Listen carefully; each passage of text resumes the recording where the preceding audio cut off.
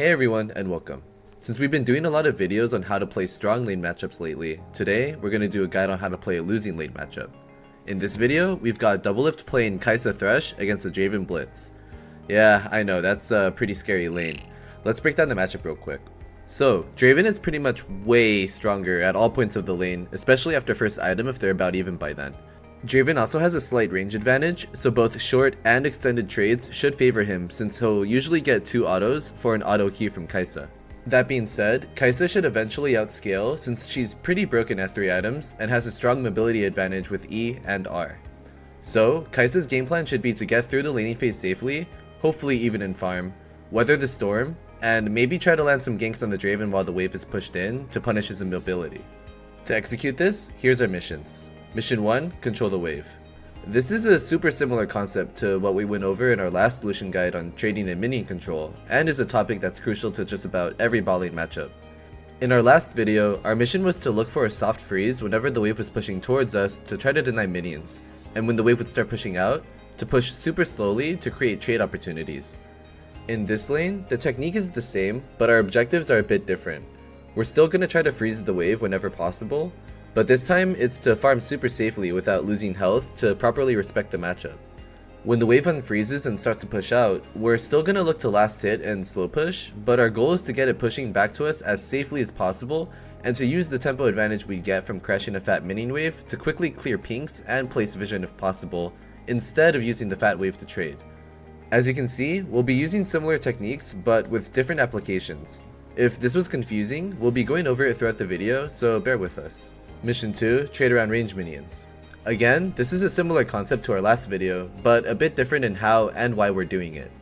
Draven is stronger in pretty much every trade scenario, so we want to avoid heads up trades even if they're an auto Q for a Draven auto.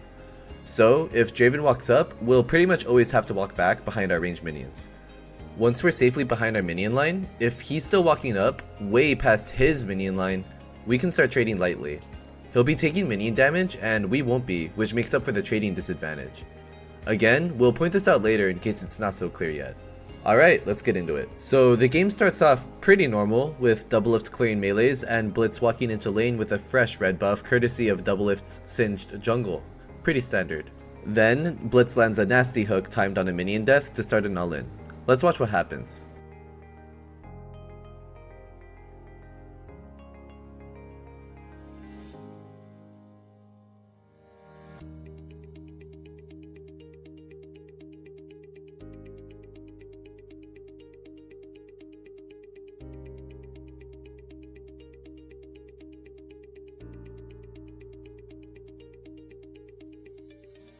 As the fight starts, Doublelift stays calm and doesn't blow heal immediately since Blitz used Ignite early. Usually we'd say to use summoners quickly if you're in danger, but for 1, that mostly applies for mid game, 2, you want to avoid using heal into an Ignite, and 3, he's gonna want to try to save his summoners in a lane as dangerous as this, and that means not blowing both of them in the first minion wave. Instead, he uses his potion immediately and rushes to get behind his range minions, not stopping to auto until he's safely in position.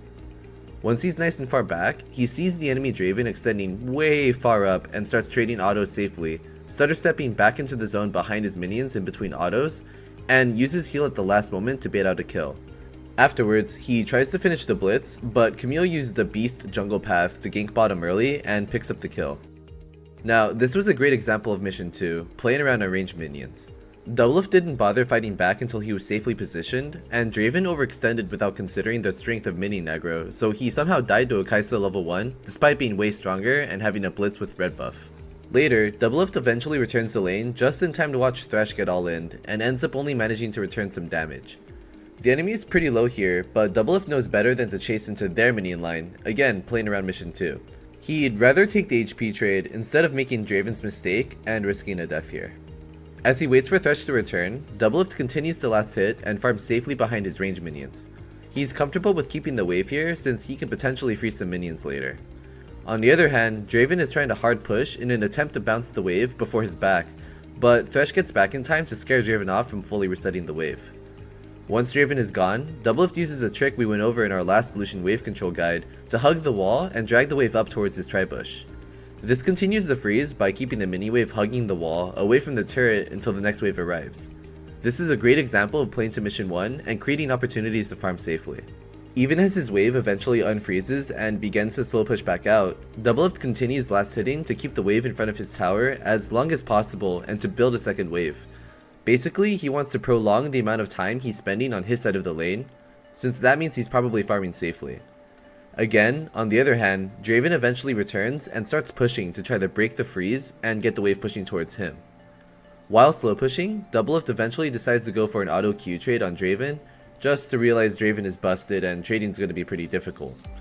On this next minion wave, Draven notices the wave is about to slow push towards him, so he shifts gears to last hitting since he wants the wave on his side so he can punish the Kai'Sa, playing to his own version of mission 1. But we see Camille pinging in bot lane that she wants to dive with LeBlanc's mid priority, so Draven shifts back and starts pushing the wave in. Thanks to a great ward from Singed on red buff, they see Camille walk through red and Thresh positions far enough back to lantern Doublelift out. Doublelift waits under tower for as long as possible to bait something out, and Blitz ends up taking the bait like a sucker and dies. Doublelift continues to hug his wall, anticipating Camille, who somehow decides to also follow up and gives up another free kill. Meanwhile, the Draven has been trying to hard shove to bounce the wave this whole time, and managed to overstay and gives up a third free kill. Notice how Doublelift respects the Draven's damage and stays far back until the kill is secured. The only way this goes bad is if he somehow gives Draven a free kill. Once the clown show is over, Doublelift shoves the wave for a bounce before backing, but sees that Blitz returned in time to catch the wave. Interestingly, Doublelift doesn't bother stopping him. Why? Well, he has a lot of gold here and he's pretty low, so he's probably okay with playing it safe and backing sooner rather than later. If he was healthier, and if Draven was dead for a bit longer, maybe he would have tried denying the freeze here. Anyway, as Doublelift returns to the lane, let's take a look at how Draven's controlling the wave from his end. Draven returns to the lane first and starts off by freezing the wave long enough to deny the first minion wave, and eventually slow pushes out by the second minion wave. However, he might have been better off tanking the minions here a bit to keep the freeze going for another wave. It would have ended up slow pushing out eventually anyway, but he could have at least denied a few more minions and stalled the time the wave spent on his side of the lane, which puts pressure on the Kai'Sa to overextend if she wants to farm. Well, Draven still pushes instead, and as the lane starts to push, Doublelift continues to position super safely behind his ranged line, respecting the strength of Draven Blitz, and comfortably allowing the wave to push into his side of the lane.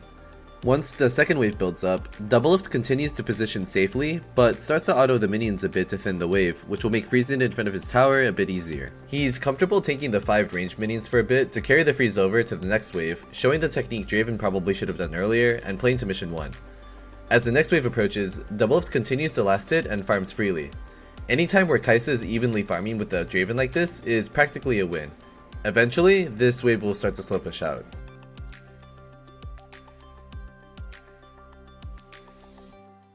Once the second wave builds up, Doublelift is immediately satisfied with going for a crash and shifts gears directly to hard pushing, again playing to mission 1.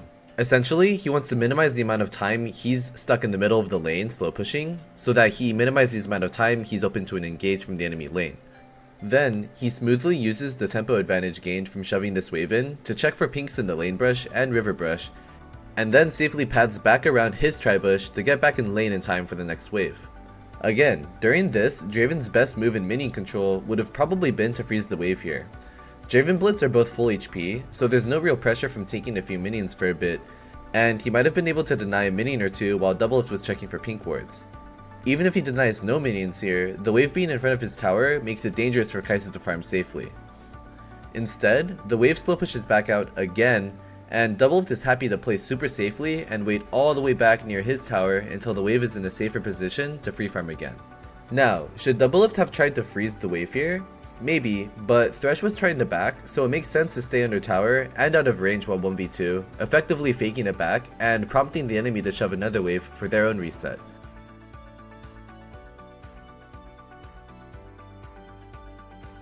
Well, exactly that happened, and Doublelift stays under his tower to catch another wave of safe free farm, and then shoves the following wave in response to Draven's back for some more free farm.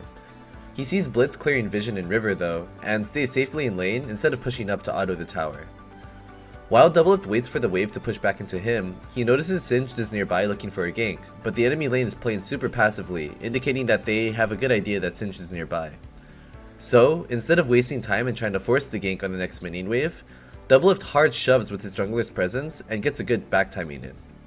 This is a great example of how to use your jungler's presence if the enemy lane seems like they sniffed the gank out. If you could use a back timing and your jungler is trying to gank but it seems forced, ping your gold amount in chat and shove the wave for it back. On the other hand, if you don't have to back but the gank is still looking undoable, you can just shove anyway and then go move to secure vision control with your jungler with the tempo advantage you guys gained from shoving. Draven responds properly by hard shoving the wave himself into an immediate back. This will deny Doublelift a chance to freeze. Basically, Draven should be constantly trying to do techniques like this to minimize the time the wave spends on Doublelift's side of the lane. Doublelift gets back in time to catch the wave under tower, but can't set up a freeze for himself this time. Then, Blitzcrank ends up dying in a fight upriver that Doublelift made a quick detour for, so he shifts gears to hard push the wave in.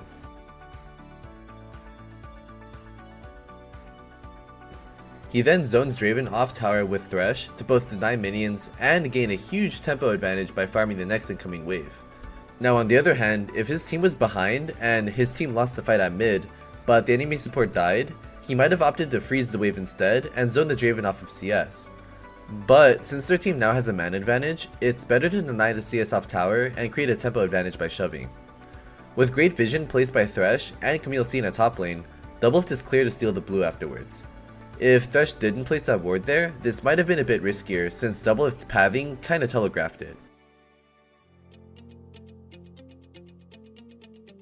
Afterwards, he flows right into a dragon take to punish Camille still being on the top side, showing a masterful example of using the huge tempo advantage he gained from pushing those two waves in to take two neutral objectives. Doublelift then smartly takes the long route through his jungle on the way back to bottom, hiding himself on the minimap and giving the illusion that he might have backed after taking the dragon, which prompts Blitz to think he's safe to check the tribush. With Singe coming down river, the enemy bot lane is pretty much screwed here. This is a solid example of why you should always respect the enemy's presence on bot side of the map after a dragon take, and avoid overextending until you see the enemy players return on the minimap. Like before, Doublelift doesn't bother to follow up on the trade at all until he has a frontline and CC to deal with the Draven, and even uses heal early when Draven does manage to close the distance for some autos. This might look excessive, but this is a fantastic example of how you should respect the Draven. Again, the only way the situation and laning phase goes bad is if you let the Draven cash out somehow, and his damage is definitely cheesy enough to make something out of nothing if you slack off. Plus, from where your teammates are positioned here, it's only a matter of time until Draven's gonna get focused, so your job as Kai'Sa should just be to stay healthy and be ready to tag in on the kill when it's safe and secure. Alright, let's recap how Doublelift navigated this laning phase. Doublelift got cheesed by a nasty hook level 1, but recovered smoothly by holding heal until Ignite wore off and rushing behind his minion line before returning damage. After trading kills with Camille, he returns to lane to see his Thresh get wrecked, and avoids making Draven's mistake of chasing past his minions. Instead, he takes the disciplined play and keeps thinning the wave out safely to execute a freeze once Draven backs with his kill money. Once Draven returns to the lane, the enemy tries to set up a dive, but it was telegraphed and spotted by wards, and Doublelift ended up baiting out a few free kills like a master fisherman. When Doublelift returns to lane again, he punishes Draven's slow push by setting up a freeze and manages to safely farm waves in front of his tower for about a minute until the wave starts to slow push back out. Wasting no time, Doublelift immediately shifts gears to hard push his built up mini wave for a tempo advantage, clears a couple bushes for pink wards, and returns to the lane to play defensively and catch another wave of farm safely under tower. And then, when his jungler came for a gank, Doublelift recognized quickly that it'd be impossible and shoved decisively again for another reset advantage.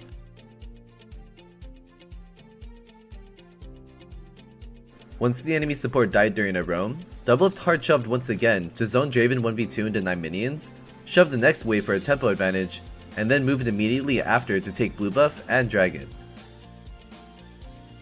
Finally, the enemy bot lane messed up assuming Doublelift would be done after all those objectives, and overextended into a double kill, which Doublelift then took tower with. Well, that's it for this video. Hopefully you all learned something about the advantages of controlling waves properly to farm safely, and in Draven's case, the mistakes players make in missing opportunities to control the wave and pressure the enemy laners. Oh, and don't forget to trade around your range minions, especially in a weaker matchup. Thanks for watching, and hope to see you all next time.